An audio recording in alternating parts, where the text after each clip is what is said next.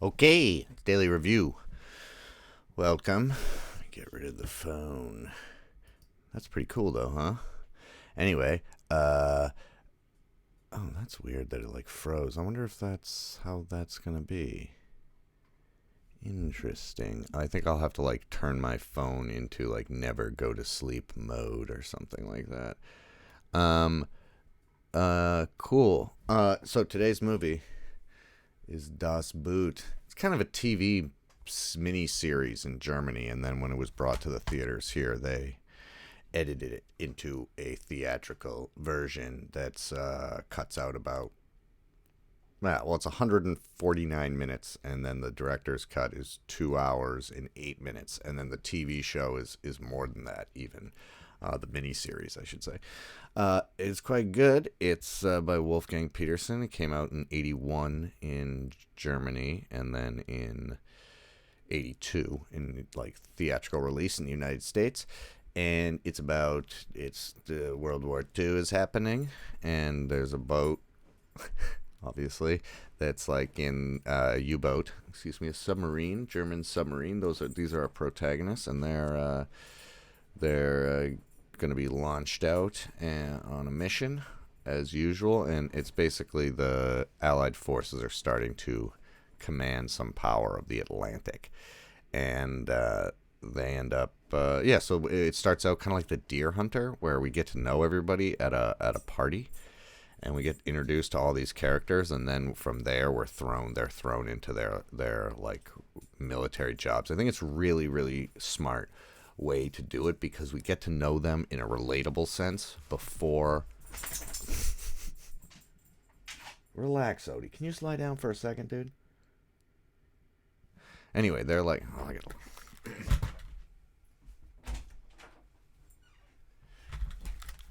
Anyway, so when we get to know them in a situation that we understand, like eating and drinking and hanging out and stuff like that, before they're put into like what is a really hard situation to imagine yourself in, is in a U-boat at like the bottom of the Atlantic. It seems horrifying to me. It's like my biggest nightmare, I'd say, maybe, being like a little tube with all these dudes just like smelling, and then get trapped. You're just like, oh, fuck me. It's basically a horror movie. It's as much a horror movie as it is a war movie. Anyway, it's really, really good storytelling. Like I said already, that introduction of the characters is great, but then they also introduce us to like what a U-boat is capable of. You know, they teach us what it can do, and what it's good at, and what its faults are, and what the enemies are good at, what their faults are, what their like how they can exploit that, and they, without having to explain it, though there is a character that is like tagging along, and is kind of new to the whole thing, so he ends up being a little bit representative of the audience, but it's not total exposition or anything. What happens if you don't want that? It's not like that. But they talk about how deep they can go before the thing crunches in on itself. So there's a little bit of explaining going on, but otherwise, everything in the submarine looks amazing. They just got an amazing submarine set, or built one, and it's like it just feels so gritty and real.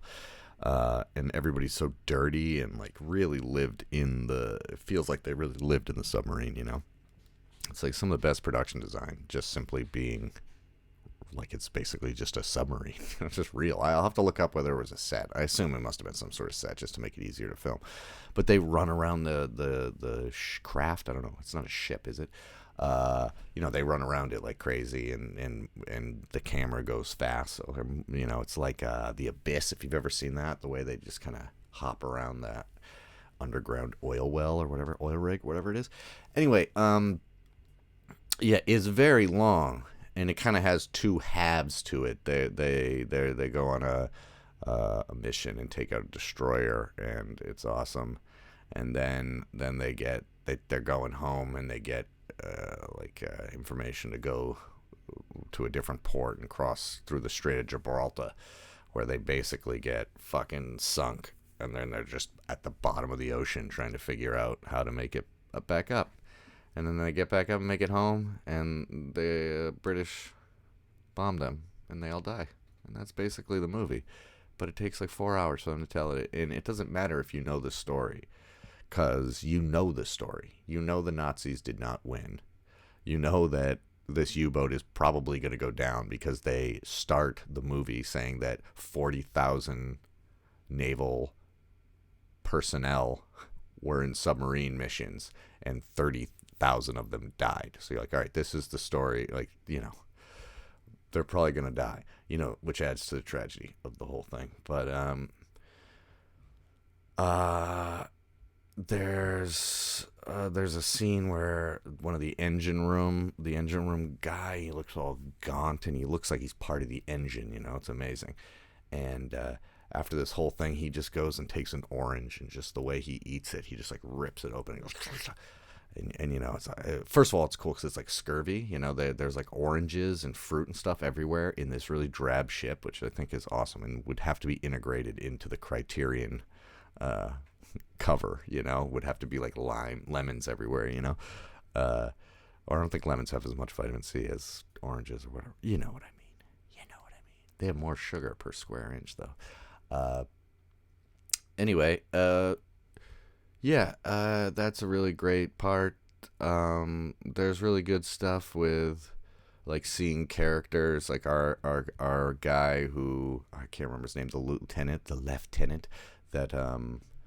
is going to, like, he's a writer, and he's gonna watch. He's going to see what report on it and write like some glory piece or whatever. So he hasn't experienced it, and he's very fresh faced in the beginning, and by the end he's like all beardy and like. He's the only one who lives to tell the tale, So it's a very Moby Dick thing. There's call me Ishmael. Yeah. So I would highly recommend it. Another good movie to watch if you can't go out for a while, because it's nice and long. I own the TV series because it was really cheap on DVD, and so I'll have to watch it because I think it's like 30 minutes longer. There's the main guy. What's his? I gotta say his name. Oh, Jurgen Proshnov. It's probably Proshnov. He's our lead guy, and he looks so cool, and like he looks like an old sailor, and he doesn't dress in a uniform. Like underneath everything, he's got like a flannel shirt on. He's like the first Nazi hipster. But yeah, and you can tell that they're like not big fans of the Fuhrer, because he gets brought up and people are like, So because they know there's gonna be an international audience, so you gotta supplement it somehow so that it's not a like heroic story about the Nazis, because that's not gonna work very well in most countries. So they play it in a very interesting way, so that you just are sympathetic for it. That war is hell, even though they take out, I believe, a British ship or a U.S. ship, probably a British ship. And probably lots of people died, but you're still like, oh, whatever, that's what you got to do, like it's not their fault, which is probably true. Not every single soldier was like, yay, I love Hitler, don't cut that out and make a gif out of it or anything. Anyway, yeah, don't really have too much more to say about it, other than the one aspect of it that is a bit dated is some of the special effects. There's like miniatures, and some of them are awesome, some of them don't work that great. And then there are these scenes wherever they're up on the, maybe, I don't know if it's called the bridge, but it's like on that top part that comes out of not the periscope, but like when they're on the surface of the water, there's like a deck you can go out on. That stuff, like, because I think it's green screen behind, or blue screen or whatever behind it, or like rear projection maybe even, and it looks a little bit silly, a little bit like they're in a play or something and someone's off stage throwing buckets of water at them. That stuff doesn't hold up. and the underwater action would be more intense, you know, if they remade this or whatever. But like I said, the stuff, it's timeless. The stuff inside the ship, it's like, it's so gritty and realistic looking, that you can't help but like be fascinated by it. I think, you know, like that's what draws people in, because this was a fairly popular movie. And on the internet, I mean, God, let me look this up, you know. Not that these review things matter too much, but IMDb 8.3 out of 10, Rotten Tomatoes 98, Metacritic, which is, you know, historically low, is an 86, and it's got a 91 from Google users. So that's like that's a pretty fucking big deal. Yeah, that's a big deal. It is 4 hours and 53 minutes. Good God. What? I thought it was only. Oh, yeah. I'm not good at math. That is long. But that version is the TV series version. Oh, look at this. There's a new TV series version. 1998. I'm going to have to specify. People are going to think I'm talking about this. Oh, Krebs is in it. Vicky Krebs. She was the lady in Phantom Thread.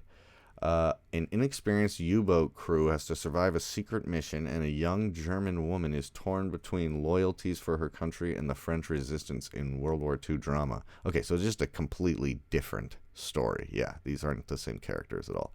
Okay, so they just took the name, which I guess it's just Das Boot, so it's not. I don't know why would you do that. Anyway, I'm not talking about that. I'm talking about the Wolfgang Peterson one. And I'm not even talking about it anymore because I'm done talking about it. So, here we go. Oh, no, don't show my emails. What am I trying to do here? Okay. Hey.